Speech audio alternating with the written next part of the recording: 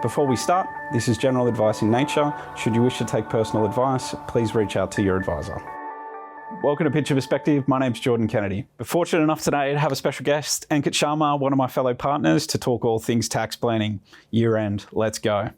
So Ankit, before we dive into year end tax planning, are there some big picture considerations that we need to talk to our clients about? Great question. I think we, particularly as advisors, spend a lot of time delving into the detail and getting straight to that solution. 100%. We've got to sometimes step back, chat to the other advisors within and that look after that particular client, such as yourself on the wealth side. Take stock, understand what's happened, and then really have that chat with the client to go, has anything changed in their world? As an example, has a significant asset been realised during the year? If it has, have we considered small business CGT concessions? Have we thought about donations? Have we thought about super contributions and the like, or a combination of all those? If it's a status quo, then really we're probably stepping that through and going, well, are the client goals still the same as they were last time we spoke? What's kind of happening in their lives? Is the structure still fit for purpose? And when I talk about structure, we're talking about trusts, companies, partnerships, super funds, private ancillary funds, all sorts. Has there been any legislative changes that may have changed the strategy from the prior years as well? Exactly. And I think there's also that opportunity, step away from the tax for a moment, to talk about the estate plans and personal insurances. Are they fit for purpose? Are they right? Has anything changed? Mm-hmm. I love those topics. You know, every year, hopefully everybody's progressing in wealth, in accumulation of wealth. So super, definitely. Relationships also change. So, you know, all things will, what do you want to, or what are your wishes? Really important. Do you still speak to the people that are in the will? That's come up a couple of times. I have had some awkward conversations. Yes. Yeah, I totally agree. And insurances, you know, as we get older and wiser, our wealth accumulates. Do we still need that same level of cover? Does that level of cover still have the same purpose that we originally intended for that to do? So great insights. Yeah.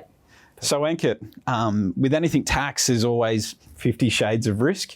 What are the Hawkeyes at the tax office got their eyes on this year that we should be specifically mindful of? So the ATO does a range of webinars. They have their web pages. They conduct a range of reviews across the Australian taxpayer population. And there's a number of things that they're specifically looking at.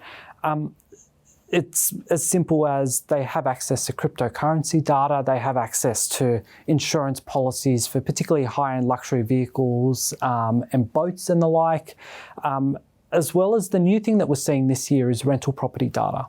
So rental agents are providing data to the ATO. The Airbnb? Yes, exactly. So there's that whole question of, you got a holiday home, are you correctly claiming the deductions? Are you correctly noting the revenue in your tax return? And particularly investment loans, like, are they 100% for that rental property, or are you sort of claiming some private portions? So what you're saying is the tax office is getting smarter, and they're using that data to come up with better ways to interrogate and check what you're putting in your tax returns. Exactly. And what we expect is to see more letters from the ATO that are asking really specific details on, you've got this property, you've claimed these deductions, can you please confirm it's been rented and the like. So we're seeing a lot more activity in that space. We're also seeing the ATO being much more stringent on on-time lodgements and on-time payments, to a point where legislation's change 1 July 25, general interest charges will no longer be tax deductible. Wow, yeah, that's a big one. That's a big one. I think the ATO's cottoned on that, particularly through the COVID period and the like. A lot of particularly business style clients have been using the ATO as a form of financier. Exactly. Yeah. So ATO sort of cottoned onto that. So that's a big area we're seeing that's impacting a number of our clients. Also in the international space, the ATO is getting data from a number of other governments as well. So they've got more data, therefore they can interrogate further and ask. I've got a lot of friends that still have HECS and live on the other side of the world. So that international data matching is becoming quite prevalent, not just at the big end of town, but also at the lower levels as well. Definitely. And even when you start looking sort of businesses of $10 million plus of revenue, the ATO is starting to become interested in have they met the requirements on residency for subsidiary companies? Have they considered control foreign company rules and all those sort of integrity provisions that sit within that space? Yeah. And when should people start to look at their tax planning and start to digest some of these things? Because you want to leave enough runway to make any changes or to do the things that need to be done. I think sort of kind of May, June, so ideally sooner rather than later, but you need sort of concrete data to be able to make some of these decisions. Yeah. So sometimes with an asset sale, I know I've sold that property, I've made a $1 million gain, that was in January. Let's plan for it. Ideally, we should be planning for that live at the time of sale, not waiting till mid-June and all of a sudden everyone's sort of in a frazzle trying to solve for that. You don't want to be running around on the last day to do these things. Correct. And doing it on the last day does create a whole bunch of issues. So ideally a bit of planning foresight is always a positive, but you don't always have the data till you get to sort of May or June. Yeah, but you can't, and like good planning comes from having the information, from bringing all your records up to date. Correct. Basically knowing what's happened in the year, not just guessing. Yep. But having concrete evidence to then tack or build your strategy around. Yeah, and that's the value of us building the relationship with the advisors that are around our clients as well, because some have that access to the data and you can sort of piggyback off that. So Ankit, for businesses, we look after a lot of them. What are we specifically talking to them about this year? I think there's a lot of going back to basics I'm finding with a lot of my clients. So looking at, particularly on the revenue side, invoices are being raised for accounting purposes. Is there an opportunity to consider whether some of those are revenue in advance for tax purposes? Therefore, they're not actually taxable in the year end 30 June 25, primarily because the works or the goods haven't actually been delivered. Services haven't happened. Yep, exactly. On the deduction side, have we considered the accounts receivable ledger, and are there any bad debts there? I love collecting bad debts this time of year. Yeah, look, ideally you collect it, but worst case, if you can't, then is there an opportunity to write it off because you've done best endeavours and you're just not getting anywhere with that particular client?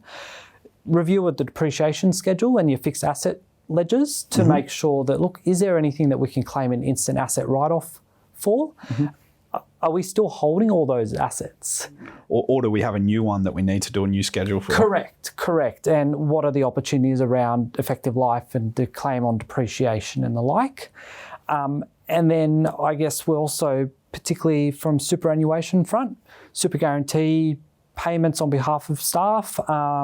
One thing to keep in mind, it's on a cash basis. So yeah, and I'm assuming this time of year, employees get a little bit antsy making sure those contributions are going to drop into the current financial year. So you're sort of making your staff happy, but also making sure you can claim the deduction and get the tax deduction. So you sort of, when you add those sort of things up, plus looking at inventory, is there anything obsolete? Is there things that can be written off?